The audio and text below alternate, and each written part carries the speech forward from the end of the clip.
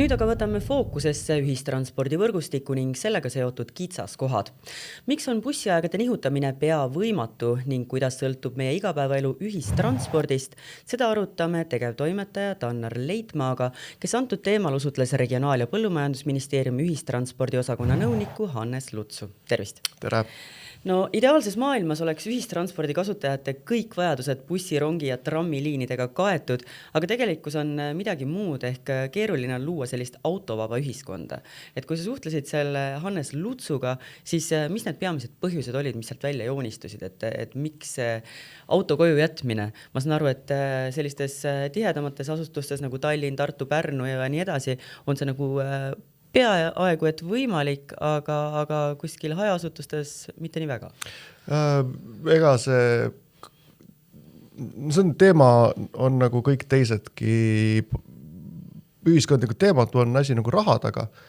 Ega, no ma ütlen täitsa ausalt, ma olen nagu kohutavalt naiivne kesklinna laps on ju, et mul autot ei ole, ühistranspordiga sõidan ainult siis, kui taevas buss nuge saab.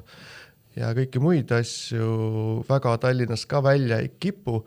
Ja tõesti Tallinnas nagu see autovaba liikumine on nagu valiku küsimus, ma pakun tegelikult. Et kas sa tahad autoga sõita või ei taha autoga sõita, eks see on poliitiline valik, et kumba sa rohkem siis nagu rõhud, et kas sa kõik autojuhid tahad suunata poolsunniviisiliselt ühistransporti või siis inimene peab ise valida saama. See on juba täiesti valiku küsimus. Aga mida hajavile rohkem ühiskond või elanikkond läheb Tallinnast väljapoole, seda keerulisem kogu see teema on, sellepärast, et kõik maksab. Ja kui on ikkagi mingisugune selline kaugem piirkond, minu vaarisad elasid Võru ja Põlvamaa kandis, et kui ma seal käin, siis see tunnetus on hoopis teine, et ega seal ilma autota ei saagi. Ei olegi võimalik ilma autota seal elada, seal on küsimus selles, et kas vana inimene, kes autot enam juhtida ei saa või mingil muul põhjusel tal autot ei ole või midagi sellist, et kuidas tema saab enda asja toimetused ära tehtud. No sellest artiklist mulle nähtus, et samas selliste kaugemate külade inimesi päris saatuse hooleks ka ei jäeta, et on tagatud nii-öelda mingisugune selline, te nimetasite seda vist seal intervjuus poeringiks, et mis aitab neil inimestel siiski sellised baasvajadused ära toimetada. Jah, et see ongi nagu baasvajadused aitab ära toimetada, aga eks seal tekivad siis kogu teema puhul on jällegi see, et kas asja saaks teha nagu efektiivsemalt. Ma täitsa ausalt öeldes selle teema ühistranspordi peale sattusime umbes niimoodi, ma helistasin ühele endisele ministrile, küsisin, kuule, hea tuttav, selgita mulle ära, miks on nii. Ja siis ohkas hästi raskelt teiselt pool. Ja kui hakata mõtlema ühistranspordi peale, siis seal on ju eravedajad, Lux Express ja Koobus, siis on maakondlikud liinid, siis on Tallinna linnatransport, siis on Elron, siis on lennukid, siis on laevad, siis on veel mingid asjad juures. Ja igasse sellesse sektorisse läheb mingi hulk raha. Ja kui sa hakkad seda ümber liigutama, siis kõik saavad aru, et ka meditsiinis näiteks samamoodi saadaks aru, et äkki peaks kuskil midagi nagu kokku tõmbama, sest kui niimoodi edasi minna, siis meil ei ole raha selle jaoks. Ja niipea kui midagi hakatakse tegema, siis korraga hakkab mingi meeletu vehklemine. Kui terras... Vehklemine kelle poolt? See ongi huvitav, et kõik mõtlevad, et äkki kui midagi muudetakse, äkki mina olen see, kes kaotab. Et kui siin ministeerium tahtis kehtestada pileti müügi õpilastele ja pensionäridele, siis huvitaval kombel inimesed, kes on nagu ministrina olnud sellega asjaga seotud, nemad kõik ütlesid nagu omavahel ka, et kuule, see on jumala, seda peab tegema, sest raha on kuskilt vaja. Aga kas see piletitest saadud tulu läheb sihtotstarbeliseks kasutus? Ta peaks jääma sisse küll, et aga seal ongi see sama vaidlus, et kas kui pärast ta intervjuud helistas mulle härra Buss, ütleme siis niimoodi, ehk siis kõige tähtsam Eesti ühistranspordi ärimees ja tema nagu ütles, et miks seda rööbas raudteed on ju, või rööbas ühistransporti ja miks seda nii palju raha sinna alla pannakse. See on alati vaidlusküsimus, kas peaks Tartu Riia näide on näiteks, et seal ei ole ju mõistlik, et see nii palju maksab. Aga mingil põhjusel tehakse, eks see ongi selline koht, kus see raha läheks sinna sisse selleks, et seda üldse nagu praeguselgi kombel nagu üleval hoida, peaks lisaraha tulema kuskilt, kas eelarvest või siis sealt kohast. kuna eelarves tihtilugu öeldakse, et raha ei ole või kõik läheb kaitsesse, siis mõeldi, et otsime ise, aga nagu alati niimoodi juhtub, siis korraga tuleb vaesid ja väetid ja sinna see kõik nagu läheb ja ka Reformierakond ju tõmbas sellele kõigele piduri peale, kuigi Reformierakonna seest öeldi, et noh, et see reform nii ehk naa oli hästi poolik ja kõik muud asjad. Ehk siis noh, läheme samamoodi edasi ja loodame, et kuskilt tuleb lisaraha, et see on nagu pidevalt selline esimene valik Eesti riigis, et ärme teeme mitte midagi, sest noh, äkki läheb nagu pekki või äkki keegi kaotab, äkki see kaotaja olen mina. No me teame seda, et meil autojuhid praegu ägavad sellepärast, et kütusehinnad on niivõrd kõrged, aga kui kiiresti kajastuvad kütusehinnad ühistranspordi piletihindades, et mis see selline periood on, et kus nad hakkavad nügima seda piletihinda kõrgemale? No kui ma Hannes Lutsu usun, siis kõige suurem mõju on ikkagi inimesel ehk tööjõul. Et bussijuht ei ole, väidetavalt sõidab mingites piirkondades Eestis juba Tadžikist toodud bussijuhid, sellepärast et Eesti inimeste bussijuhtide palgasoov on piisavalt kõrge, seda suudab pakkuda Lux Express. Aga jõudsid selle juurpõhjuseni, miks meil on bussijuhtide puudus? Kus meil ei ole puudust?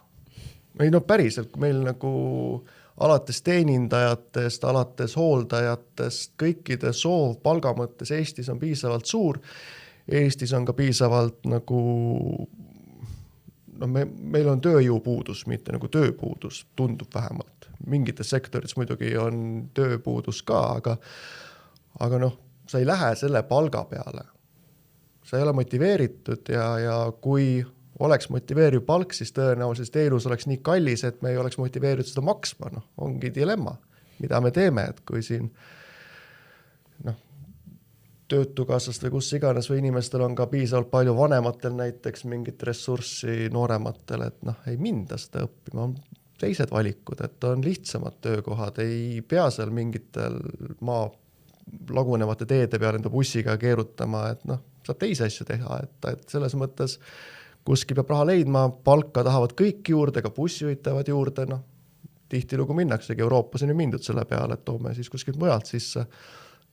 Küll mitte väga kõva häälega ei räägita sellest, aga niimoodi see toimib, et see inimeste palgasoov ja inimeste vähesus on suurem probleem kui see kütusehind, aga kütusehind kindlasti ka, sellepärast, et kui eelarve pannakse paika, ei ole niimoodi, et jätame siin lihtsalt puhvri, et äkki midagi juhtub, et pigem ikkagi planeeritakse suhteliselt täpselt ära ja kui korraga sul siin kütus kallimaks läheb, siis see lõikab ikka kuskilt. No me mõlemad teame seda, et ajakirjanikele heidetakse tihti ette, et kogu aeg kõik, mida lugeda, vaadata telekas saab ikka nii negatiivne.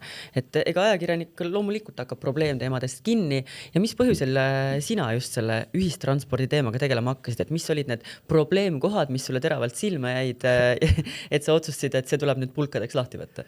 Mul on vahepeal need asjad, et ma enne siia tulekut mõtlesin ja mul oli lapsepõlves oli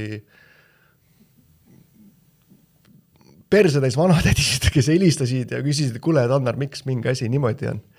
Ja mul on see siiamaani külge jäänud ja mul tekkis vist novembris mingi õudselt kehv ilm oli Tallinnas ja siis ma ootasin bussi. Nägin enne bussipeatusesse minekut, et nagu 3 Tallinna linnatranspordibussi läksid ühes hunnikus ja siis ma jõuan bussipeatusesse, selgub, et 20 minuti pärast Pärnu buss ja selle vaheajal käisid Balti jaama, kui mul oligi vaja saada, tuli vist 5 või 4 seda Harjumaa liinide bussi. Mul teeks küsimus, miks see nii on? See ei ole ju loogiline. Mind huvitab, mis inimtüüp sa oled? Kas sa oled seda tüüpi inimene, kes ootab selle 20 minutit ära või mõtleb, et tegelikult ma selle 20 minutiga jõuan sinna jalutatud? Jõuaks kusjuures alati. Seal ongi... Kas sa ootasid ära järgmise bussi? Ootasin ära, jaa, aga mul tekkis küsimus, et kuidas see saab olla, need bussid tühjad ka? Nad olid nagu tegelikult sõitsid seda liini, bussid olid tühjad, aga ma ei saa sinna peale, see ei saa ju olla raha nagu mõistlik kasutus. Ja siis tuli veel mingisugune probleem veel, et vist oli niimoodi, et Elron liigutas kas Viljandis või kuskil kohas enda rongiliini 10 minutit ühele või teisele poole. Ja see pani kogu maakonna ühistranspordi nagu keeras nagu hunnikusse, ei toiminud enam. No, sest inimestel on tõenäoliselt välja arvatud mingisugune selline hommikune kava, et lähed bussiga, lähed järgmise bussi peale ja nii edasi ja siis jõuad täpselt selleks ajaks tööle. Ja mul oli küsimus, kuidas see võimalik, et meil on nagu suhteliselt väike riik, 1 miljon inimest ja ühistranspordi need silod toimivad selliselt, et nad ei klapi kokku. Et ajakirjanik naiivne nagu ma olen, on ju, helistasin poliitikutele, küsisin, et kulge, et nagu mida kuradit. aga Ja see öeldi, jõudsid sa mingisuguse sellise ibani ka? Hannes teab, öeldi. Nii, kas Hannes teadis? Kas ta teadis öelda, kuidas seda ühistranspordi võrgustikku ja neid graafikuid teha nii, et kõik oleksid rahul või on see võimatu?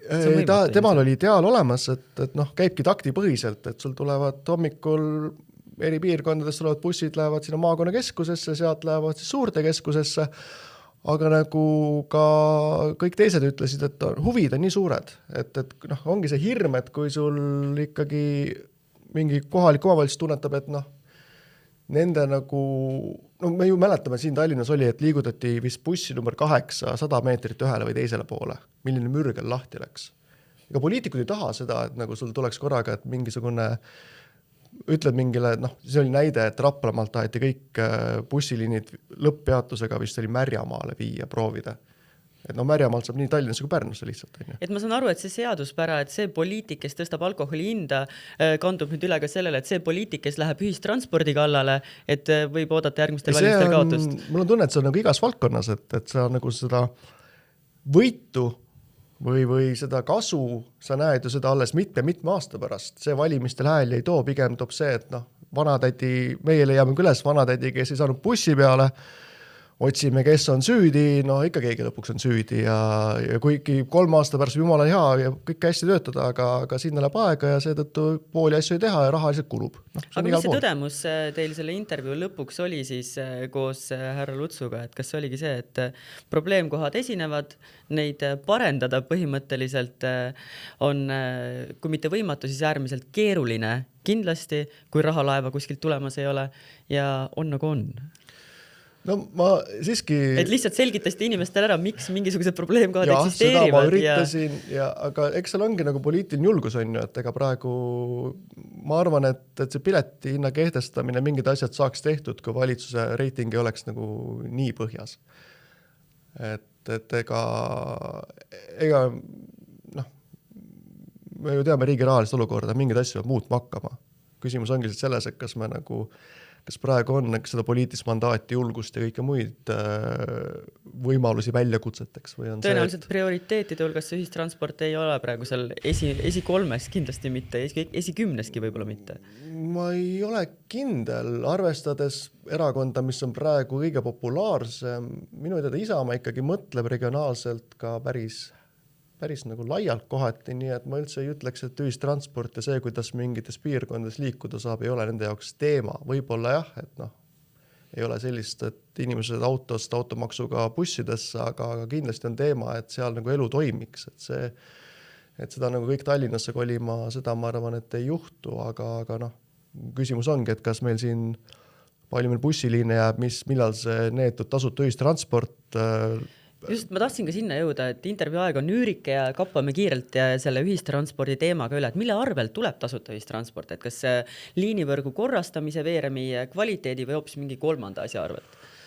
See on hea küsimus, ma oleks pidanud seda ise küsima Hannes Lutsu, kes ma ei oska sulle vastata, aga fakt on see, et nagu kuidagi on minu tunnetuse järgi, mul on ajakirjanduses kogemus peaaegu 20 aastat ja minu nagu tunnetus on, et ajakirjanike nagu selline ja kogu ühiskonna fookus on läinud kohati, et kui sul on midagi, mida sa saad teha vaeste väetite jaoks, siis sente ei loeta ja teiselt poolt see tekitab olukorra, kus raha põleb ikkagi totaalselt.